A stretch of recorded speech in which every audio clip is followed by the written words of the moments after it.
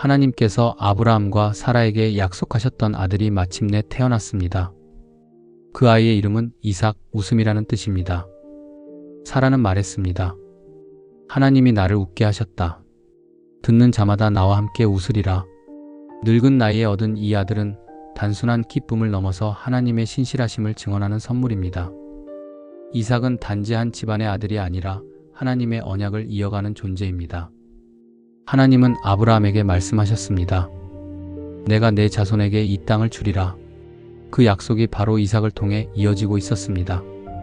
이삭이 자라면서 아브라함은 그를 바라보며 하나님의 신비한 섭리를 되새겼습니다. 그토록 오랜 기다림, 그 수많은 기도와 눈물, 그리고 하나님이 친히 개입하셔서 태어나게 하신 생명, 이삭의 탄생은 우리에게 말합니다. 하나님은 때가 되면 반드시 이루시는 분이라는 것을, 기다림이 길어질수록 그분의 약속은 더 찬란하게 피어난다는 것을, 이삭은 하나님의 약속이 현실이 되는 순간을 살아가는 첫 걸음이었습니다. 그 시작은 언제나 믿음에서 비롯됩니다. 오늘도 우리 안에 주신 약속의 씨앗이 이삭처럼 자라나기를 소망합니다. 이삭은 아브라함의 유산을 물려받은 자로서 평화롭고 조용한 삶을 살았습니다. 그는 전쟁의 영웅도 위대한 정복자도 아니었습니다. 그러나 하나님의 복은 그에게도 분명히 임했습니다. 이삭은 여러 곳에서 우물을 팠습니다. 그러나 파는 족족 블레셋 사람들이 빼앗아갔습니다. 그때마다 그는 다투지 않고 양보하며 떠났습니다. 결국 브엘세바에 이르러서야 그는 다툼 없는 샘물을 얻게 되었습니다. 그는 그곳에 단을 쌓고 여호와의 이름을 불렀습니다. 브엘세바, 맹세의 우물이라고 불리는 그 땅에서 하나님은 다시금 그에게 나타나 말씀하셨습니다. 두려워하지 말라. 나는 내 아버지 아브라함의 하나님이라. 내가 너와 함께 있어 내게 복을 주며 내 자손이 번성하게 하리라. 그 말씀은 이삭에게 진정한 평안이었습니다. 세상의 억울함과 다툼을 피해온 길, 그러나 그 가운데서도 하나님의 손길은 결코 떠나지 않았습니다. 이삭의 삶은 우리에게 조용한 믿음의 힘을 보여줍니다. 소리 없이 우물을 파는 자, 다툼을 피하는 자. 그러나 하나님은 그 사람과 함께 하십니다. 우리도 일상의 평범한 자리에서 그분의 샘물을 찾아내는 자 되기를 소망합니다. 이삭의 혼인을 위해 아브라함은 자신의 종을 먼 길로 보냅니다. 아브라함은 당부합니다. 내 아들을 가나안 사람 중에서 아내로 맞이하지 말라. 그래서 종은 메소포타미아, 아브라함의 고향 땅으로 향합니다. 그는 먼 여정 끝에 한 우물가에 이릅니다. 그리고 마음속으로 하나님께 조용히 기도합니다. 내가 물 좀 달라 말했을 때 내게 마시게 하고 낙타에게도 주는 여인, 그가 주께서 정하신 자이기를 원하나이다. 그 기도가 끝나기도 전에 리브가가 우물가에 나타납니다. 그녀는 물을 길어 종에게 내밀고 낙타들에게도 물을 먹입니다. 기도에 정확히 응답하신 하나님, 그 순간 종의 눈에는 확신이 비쳐옵니다.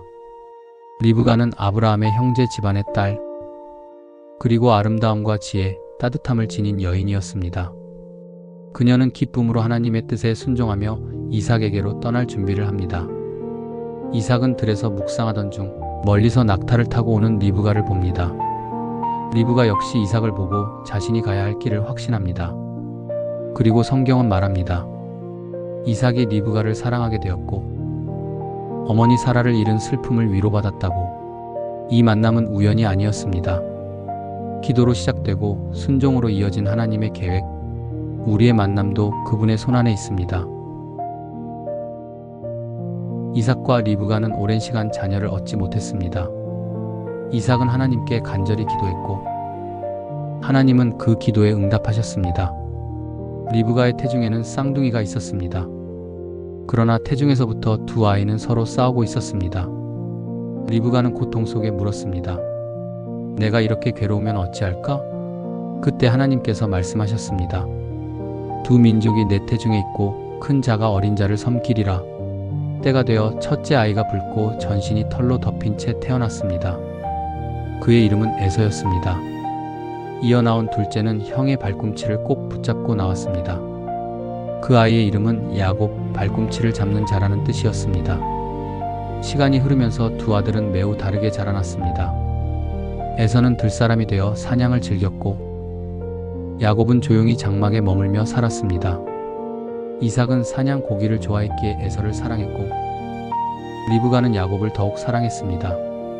가정 안에 심어진 이 미묘한 차별과 긴장감은 훗날 형제 간의 큰 갈등으로 이어지게 됩니다. 그러나 이 이야기의 시작은 하나님의 주권적인 선택 안에서 시작됩니다. 사람의 기준이 아닌 하나님의 뜻이 세워져 가는 과정입니다. 그 누구도 미리 알 수 없었던 하나님의 계획, 그 계획은 태중에서부터 이미 움직이고 있었습니다. 어느 날 에서는 들에서 돌아와 매우 지쳐 있었습니다. 야곱은 붉은 팥죽을 끓이고 있었고 에서는 말합니다. 그 붉은 것을 좀 먹게 하라. 내가 피곤하니라. 그러자 야곱이 대답합니다. 형이 가진 장자의 명분을 오늘 내게 팔라. 에서는 잠시도 망설이지 않고 말합니다. 내가 죽게 되었으니 장자의 명분이 내게 무슨 유익이 있으랴. 그리고 그는 맹세하고 장자의 권리를 야곱에게 넘깁니다.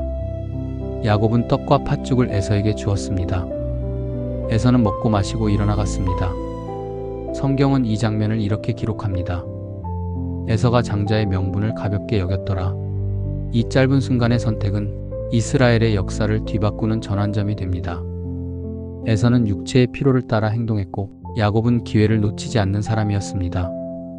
그러나 하나님의 눈에는 장자의 명분이 가진 영적인 의미가 더 중요했습니다.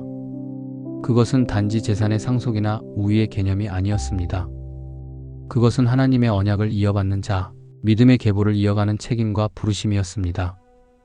우리의 삶에도 순간의 감정과 편리함에 흔들리지 말아야 할 선택들이 있습니다. 눈앞의 팥죽이 아닌 하나님의 뜻과 약속을 바라보는 자가 되기를 바랍니다. 이삭은 눈이 어두워지고 죽음을 준비하며 장자의 축복을 에서에게 주고자 했습니다. 그는 말합니다. 들에 가서 사냥하고 별미를 만들어 가져오너라. 내가 축복하리라. 그러나 이 모든 말을 리브가가 들었습니다. 그녀는 야곱을 불러 말합니다. 내 아들아, 내 형처럼 꾸며 아버지께 가라. 축복을 받게 하자. 야곱은 두려워했습니다. 아버지가 나를 만지시면 저주를 받을까 두렵습니다. 그러자 리브가는 말합니다. 내 아들아, 저주는 내게로 돌리라. 리브가는 염소 가죽으로 야곱의 손과 목을 덮고 에서의 옷을 입혀 보냅니다. 야곱은 떨리는 마음으로 아버지 앞에 나아가고 이삭은 묻습니다. 너는 누구냐? 야곱은 대답합니다. 나는 아들 에서입니다. 이삭은 의심하면서도 손을 만져보고 냄새를 맡고 마침내 야곱에게 축복을 내립니다. 하나님이 내게 하늘의 이슬과 기름진 땅의 풍요를 주시고 민족들이 내게 절하게 하리라. 형제들의 주가 되고 내 어머니의 아들들이 내게 절하리라. 야곱이 막 나간 뒤 에서가 들어옵니다. 이삭은 크게 떨며 말합니다. 내 동생이 와서 속여 내 복을 빼앗았도다. 에서는 소리쳐 울며 말합니다.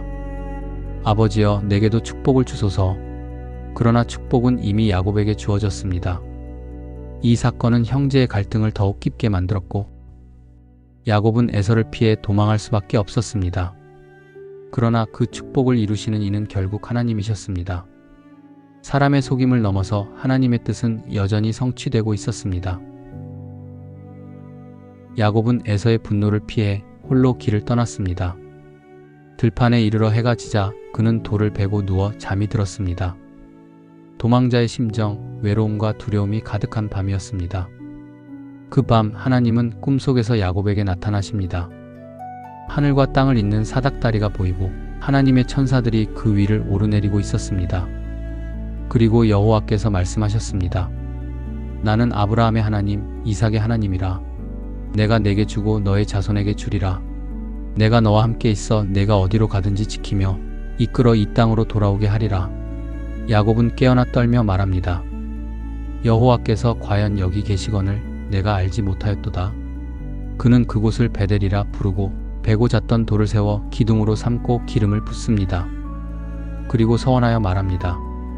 하나님께서 나와 함께 계셔서 나를 지키시고 내가 무사히 아버지 집으로 돌아오게 하시면 여호와께서 나의 하나님이 되실 것입니다.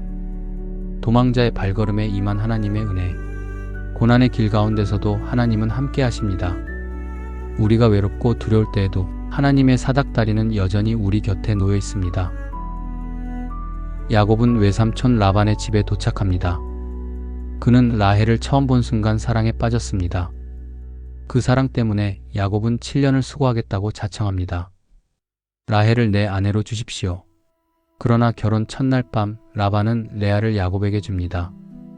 야곱이 깨달았을 때 이미 모든 것이 늦었습니다. 야곱은 다시 7년을 더 일하며 라헬을 얻습니다. 사랑은 그에게 기다림과 인내를 가르칩니다. 그러나 그 가정은 갈등으로 가득했습니다. 레아와 라헬 사이의 질투, 자녀를 둘러싼 경쟁. 야곱은 여러 아내와 많은 자녀 사이에서 복잡하고 무거운 삶을 감당해야 했습니다. 한편 라반은 야곱을 속이며 그의 품삯을 여러 번 바꿉니다. 그러나 하나님은 야곱과 함께 하셨습니다. 야곱의 가축이 번성하고 집안이 커져갔습니다. 20년의 세월, 야곱은 사랑을 얻었고 가족을 이루었으며 하나님의 복 가운데 가난한 청년에서 부유한 가장이 되었습니다. 그러나 그의 마음속에는 여전히 고향에 대한 그리움이 있었습니다. 형 에서와의 미해결된 과거가 그를 기다리고 있었기 때문입니다. 하나님은 말씀하십니다. 내 조상의 땅으로 돌아가라. 내가 너와 함께 있으리라.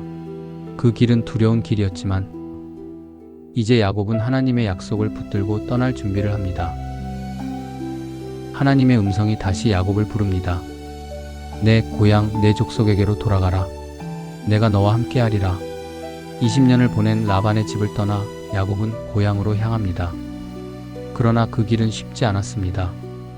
형 에서가 400명의 사람을 이끌고 야곱을 마중 나온다는 소식을 듣습니다.